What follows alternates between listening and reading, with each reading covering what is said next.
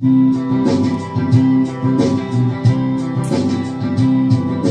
isang pulong ng bakal ay may taong malungkot umiiyak. Ang tanong niya sa sarili ay kailan magisnan ang liwanag. Malayo ang iniisip at nakakuyong yaring mga palad. Bakit daw siya nagdurusa sa kasalanang di niya ginawa? Kahapon lamang ay kapiling niya kanyang asawa at anak.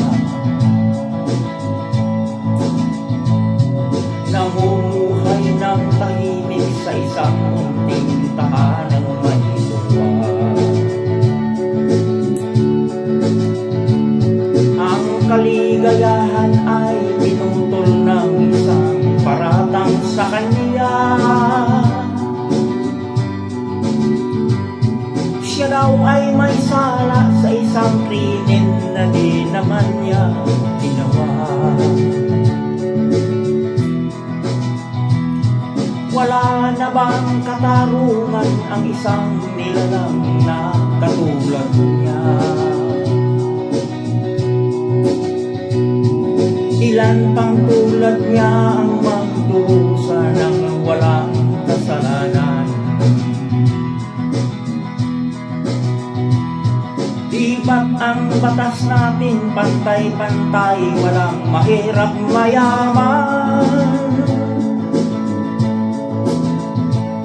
Bakit marami ang nagdurusang mga walang kasalanan?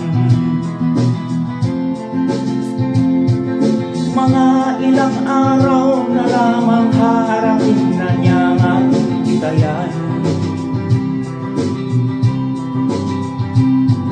Paano niya isisigaw na siya'y sadyang walang kasalanan?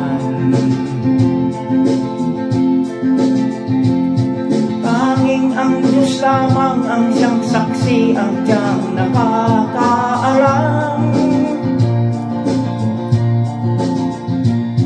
Diyos na rin ang siyang bahalang maningil kung sino may kasalanan.